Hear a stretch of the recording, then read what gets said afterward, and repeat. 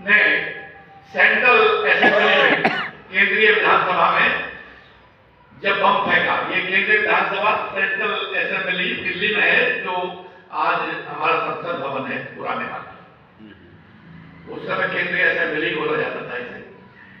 तो जब असेंबली में बम फेंकने की बात हुई तो उस समय दुर्गा भाभी, चंद्रशेखर आजाद ने उनके साथ जाने के लिए तो सबने कहा, लेकिन उसमें बटुकेश्वर दत्त का नाम रखा गया कि सरदार भगत सिंह के साथ बम फेंकने के लिए बटुकेश्वर दत्त जो है वो साथ में जाएंगे असेंबली में, और बटुकेश्वर दत्त ही गए। उससे पूर्व बटुकेश्वर दत्त को कोई नहीं जानता था।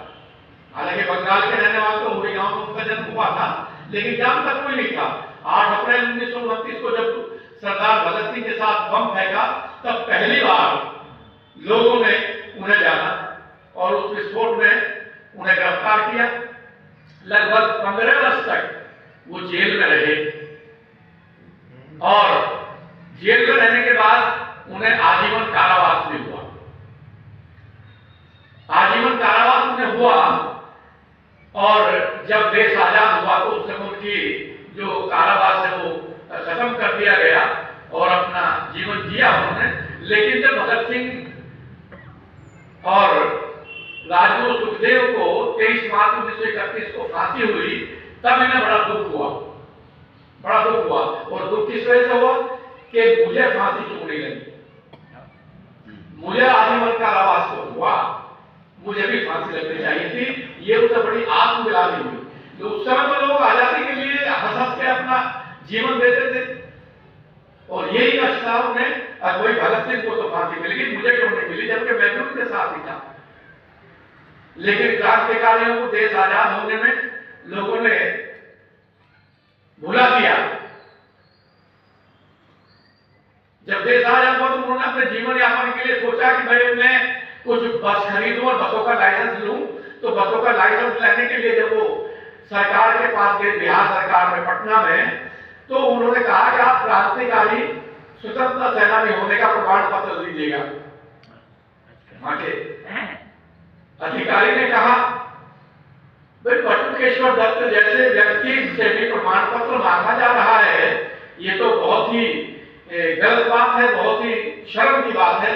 तो उस समय तत्कालीन राष्ट्रपति डॉक्टर राजेंद्र प्रसाद को जब ये मालूम हुआ कि भाई बटुकेश्वर दत्त से ये प्रमाण मांगा जा रहा है, तो उन्होंने उस अधिकारी को बहुत डांट फटकार लगाई और उनसे सार्वजनिक रूप से बटुकेश्वर दत्त के सामने माफी मंगवाई।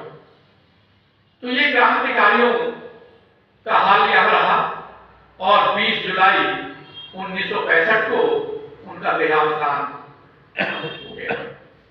तो ऐसे महान क्रांतिकारी बटुकेश्वर दत्त का 18 नवंबर 1910 जो कल है, इनका जो है जन्म दिवस है, तो उसे हमने उसके विषय में जाना।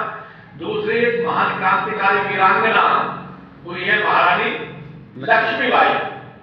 महारानी लक्ष्मीबाई तो कौन नहीं जानता, सब जानते हैं। तो उनका जन्म 19 नवंबर को हुआ था, 19 नवंबर 1828 को। वैसे कुछ जगह 35 में भी लिखा है, लेकिन 1828 में ही उनका जन्म वाराणसी में हुआ। उनके पिता मोरोपंत तांबे और माता भगीरथी बाई थी। उन्होंने प्रारंभ से ही महारानी लक्ष्मीबाई को बहुत अच्छी शिक्षा दी और अस्त्र शस्त्र सीखने का और घुड़सवारी का उन्हें पूर्ण प्रशिक्षण दिलाया। बचपन का नाम तो सब जानते ही हैं, बचपन का नाम उनका मणिकर्णिका था और मोरोपंत तांबे जो थे उन्हें प्यार से मनु कहकर पुकारा करते थे। तो उनकी शादी भी 1842 में गंगाधर राव से हुई और उनके एक पुत्र हुआ जो 1851 में, लेकिन 1853 में पुत्र भी और गंगाधर राव भी दोनों की मृत्यु हो गई और वो अकेली रह गई उस समय। लेकिन उन्होंने कभी भी हिम्मत नहीं हारी, क्योंकि उस समय लाल डलहौजी हमारे यहाँ वायसराय थे और लाल डलहौजी ने लैक्स की नीति चलाई, उसे हड़प नीति भी कहते हैं। वो लैप्स की नीति क्या थी? वो लैप्स की नीति ये थी कि जिस राज्य के राजा के संतान नहीं होगी, यानी कि वो राज्य संतान होगा, तो उसके राज्य को अपने राज्य में मिला लिया जाएगा। तो ये लैप्स की नीति या हड़प नीति से बोला करते थे। उसको ध्यान में रखते हुए महारानी लक्ष्मीबाई ने अपने परिवार के ही 5 वर्ष के एक बालक को गोद ले लिया, और गोद लेने के उसका नाम भी दामोदर राव ही रखा गया। तो अंग्रेजों ने जब ये माने किया कि वारिस नहीं हो सकता, तो महारानी लक्ष्मीबाई ने बड़ा उसका विरोध किया। लेकिन कहते हैं ना कि अपने ही दुश्मन हो जाते हैं। महारानी लक्ष्मीबाई जो आज ग्वालियर के महाराजा कहलाते हैं, हमारे यहाँ अब मंत्री भी है इस समय, इन्होंने महारानी के साथ बहुत धोखा किया। ये अंग्रेजों से मिले रहे, अंग्रेज क्या ना, अंग्रेजों से मिले रहे। जब महारानी लक्ष्मीबाई ने इनसे जाकर के सहयोग मांगा, तो सहयोग तो ये क्या देते, उन्होंने रास्ता भी ऐसा बताया जिससे गिरफ्तार हो, और घोड़ा बदल दिया। उन्हें जो घोड़ा दिया गया उस समय, वो घोड़ा एक तरह से बीमार किस्म का था, नया घोड़ा था, एकदम नया, बीमार भी ना कहें तो नया था। उसे प्रशिक्षण नहीं दिया गया था। लक्ष्मीबाई को घोड़ा दे दिया गया, और जब वो वहां से चली, तो पहले तो अंग्रेजों से युद्ध में वो जीती, लेकिन फिर दोबारा जब हार का सामना देखना पड़ा, तो कालपी राज्य में शरण ली जाकर के उन्होंने, और वहां भी अंग्रेजों ने आक्रमण किया, वो हारे, और अंग्रेज से बचने के लिए वो वहां से चली, और घोड़े को जब एड़ लगाई और वो नदी के किनारे पहुंचा, तो नदी के किनारे वो नदी को पार नहीं कर पाया घोड़ा। इतने में जो सेनापति था, ह्यूरोज नाम था उसका, अंग्रेज सेनापति ह्यूरोज, तो वो आया, उसने आकर के रानी पर प्रहार किया, और प्रहार करते ही वहीं वो वीर गति को प्राप्त हुई। तो अपनों ने ही उसे मरवाया। अगर ग्वालियर के सिंधिया उनका सहयोग कर देते, तो निश्चित रूप से अंग्रेजों को फिर भी हार का सामना देखना पड़ता। केवल तात्या टोपे एक ऐसा व्यक्ति था जो उनके सहयोग में उनके साथ रहा। अब मीराबाई, लक्ष्मीबाई का तो ये सारा इतिहास बहुत लंबा है। इसके विषय में तो उन्होंने क्या नाम, सुभद्रा कुमारी चौहान ने लिखा भी था, आपने पढ़ा भी होगा, बहुत बड़ी है। 2-4 लाइन में सुना देता हूँ उनकी, मुझे याद भी है, अगर वो मैं नोट भी क्या हुआ। सिंहासन हिलुके राजवंशों के भ्रुकुटितानी थी, बूढ़े भारत में भी फिर से आई नई जवानी थी, डूबी हुई आजादी की कीमत सबने पहचानी थी, दूर फिरंगी को करने की सबने मन में ठानी थी, चमक उठी सत्ता मन में बह तलवार पुरानी थी, बुंदेले हथौड़ों के मुंह हमने सुनी कहानी थी, खूब लड़ी मर्दानी वह तो झांसी वाली रानी थी, कानपुर के नाना की मुंह बोली बहन छबीली थी, लक्ष्मीबाई नाम पिता की वह संतान अकेली थी, नाना के संग पढ़ती थी वह नाना के संग खेली थी, बर्फी ढाल कृपाण कटारी उसकी यही सहेली थी, वीर शिवाजी की गाथाएं उसको याद जवानी थी, मुद्दे हर मोनों के मुंह हमने सुनी कहानी थी, खूब लड़ी मर्दानी वह तो झांसी वाली रानी थी। चलिए, तो बहुत लंबी कविता है। और तीसरा जो आज दिन का बलिदान दिवस है, लाला लाजपत राय। लाला लाजपत राय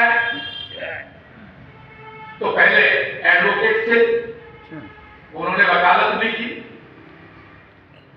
लाला लाजपत राय आर्य समाज के सच्चे अनुयायी थे। वो तो कहा करते थे कि आर्य समाज मेरी माता है और ऋषि दयानंद मेरे धर्म पिता हैं। उनका जन्म फिरोजपुर पंजाब के मोगा में हुआ था। मुंशी राधा कृष्ण के यहाँ माता उनकी गुलाब देवी थी, और उन्होंने आजादी की लड़ाई के लिए बहुत ही प्रयास किए हर तरह से, और उन्होंने पंजाब नेशनल बैंक और लक्ष्मी कमर्शियल बीमा, लक्ष्मी बीमा संस्थाओं का इनका स्थापना की थी उन्होंने, पंजाब नेशनल बैंक और लक्ष्मी बीमा कंपनी। उसके बाद ये आजादी की लड़ाई में अग्रणी रहे। साइमन कमीशन जो विशेष रूप से क्या था कि साइमन कमीशन ये 7 ब्रिटिश सांसदों का एक समूह था जिसका गठन 8 नवंबर 1927 को भारत में संविधान सुधार जो किए गए थे, इसने कहते मॉन्टेस्क्यू चैम्सफोर्ड ने, मॉन्टेस्क्यू चैम्सफोर्ड ने सुधार किए थे। तो उसमें हमारे भारतवासी जो नेता थे उनकी सलाह नहीं ली गई थी, इसलिए उन्होंने अपना अपमान समझा, भारत वालों ने अपना अपमान समझा और इसका विरोध किया। और वो जो साइमन कमीशन थे, साइमन जो था अंग्रेज, उसकी अध्यक्षता में ही 7 सांसदों का एक समूह इनकी जांच करने के लिए आया था। लेकिन भारतवर्ष जो है इन्हें कहता था कि ये ना तो हमसे कोई सलाह ली गई है और ये भारत की स्वतंत्रता को हनन करने वाले हैं, इसलिए हम इसे अपमान के रूप में देखते हैं और इसका विरोध करते हैं। लाला लाजपत राय ने पंजाब में लाहौर से ही थे, तो लाला लाजपत राय के नेतृत्व में लाहौर में एक बहुत बड़ा वो प्रदर्शन किया गया और उस प्रदर्शन में अंग्रेज अधिकारियों ने और अंग्रेज जो सिपाही थे उन्होंने वहां लाठीचार्ज किया और उस लाठीचार्ज में लाला जी का सिर